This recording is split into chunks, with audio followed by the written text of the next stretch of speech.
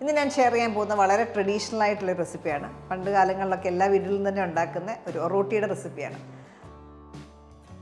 ഞാൻ Mahima Simon. Welcome to Mahima's cooking class.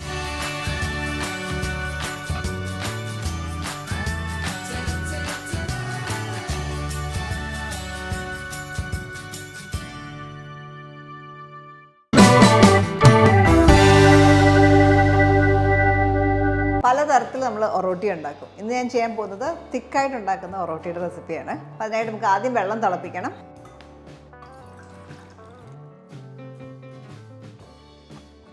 രണ്ട് cup വെള്ളം തിളപ്പിക്കുകയാണ്. വെള്ളം തിളച്ചു തുടങ്ങി നമുക്ക് അതിനകത്തേക്ക് 1/2 ടീസ്പൂൺ ഉപ്പ് ചേർക്കാം. അതോടൊപ്പം തന്നെ 1 ടീസ്പൂൺ നെയ്യോ അല്ലെങ്കിൽ വെളിച്ചെണ്ണയോ വേണമെങ്കിലും ചേർക്കാം.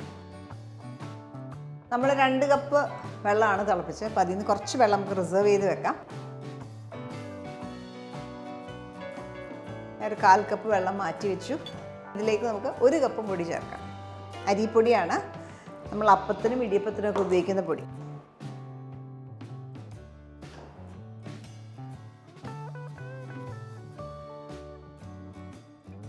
ഈ തിളയ്ക്കുന്ന വെള്ളത്തിലേക്ക് അരിപ്പൊടി ഇടാം.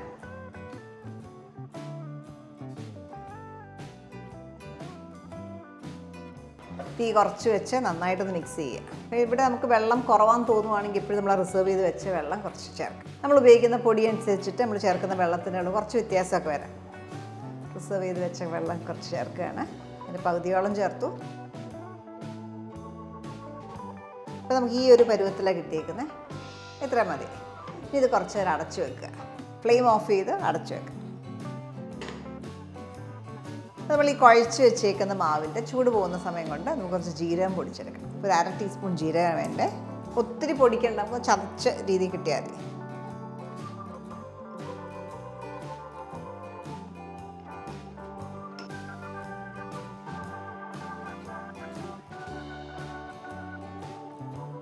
ചെറുതായിട്ടൊന്ന് ചൂട് പോകുമ്പോൾ നമുക്ക് കുഴച്ചെടുക്കണം.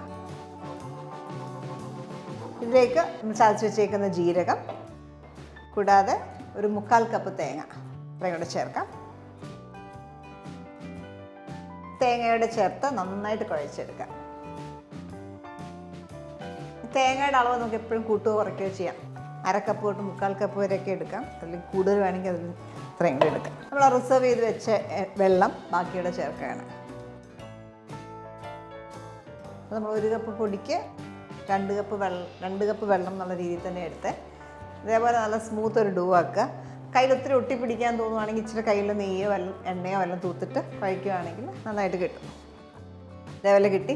ഇനി നമുക്ക് ഒറോട്ടിയുടെ ഷേപ്പാക്കി എടുക്കാം. അപ്പോൾ ഇത് നമ്മൾ ഒറോട്ടി ഞാൻ ഉണ്ടാക്കുന്നത് കൈ വെച്ച് പരത്തിയിട്ടാണ്. ഇച്ചിരി തിക്കായിട്ടാണ് ഉണ്ടാക്കുക. ഇവിടെ ഈ ബൗളിൽ ഞാൻ കുറച്ച് വെള്ളം എടുത്തിട്ടുണ്ട്. അപ്പോൾ ഒറോട്ടി ഉണ്ടാക്കുമ്പോൾ നമുക്ക് ഡയറക്റ്റ് ഈ മാവ് കുറച്ചെടുത്ത് ഡയറക്റ്റ് നമ്മൾ ഏത് പാനിലാണ് ചുടുന്നത്തെ വെച്ച് തന്നെ പരത്തിയെടുക്കാം. അത് വശയില്ലെങ്കിൽ നമുക്ക് ഇലയിൽ വെച്ച് തന്നെ ഡയറക്റ്റ് പരത്തിയെടുക്കാം. ഞാൻ പറഞ്ഞ ഇലയിൽ കാണിക്കാം. കയ്യിൽ നന്നായിട്ട് വെള്ളം തൂക്കുക.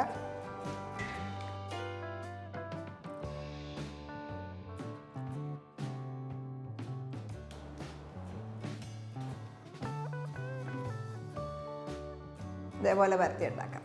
അല്ലെങ്കിൽ നമുക്ക് ഡയറക്റ്റ് പാൻ വെച്ചിട്ട് വേണമെങ്കിലും ചെയ്യാം. അപ്പോൾ കുക്ക് ചെയ്യാനായിട്ട് ഒരു പാൻ ചൂടാക്കാം.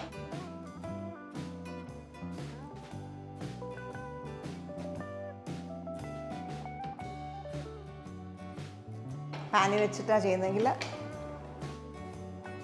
വെള്ളം തൊട്ട് തന്നെ പ്രസ് ചെയ്ത്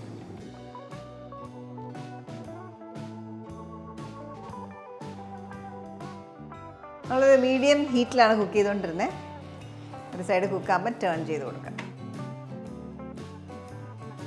ഇത് പുറം നല്ലൊരു ക്രിസ്പിയും അകത്തോട്ട് നല്ലൊരു സോഫ്റ്റ് ടെക്സ്ചറാണ് വരിക.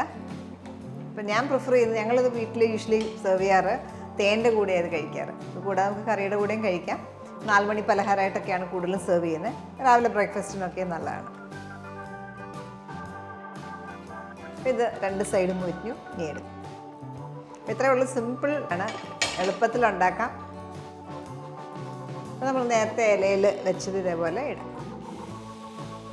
ഈ 2 രീതിയിൽ നമുക്ക് ഒറോട്ടി ഉണ്ടാക്കിയെടുക്കാം. ഇതേപോലെ 2 സൈഡും ഗോൾഡൻ ബ്രൗൺ കളർ ആകുമ്പോൾ നമുക്ക് എടുക്കാം. എല്ലാം ഇതേപോലെ ഉണ്ടാക്കിയെടുക്കാം.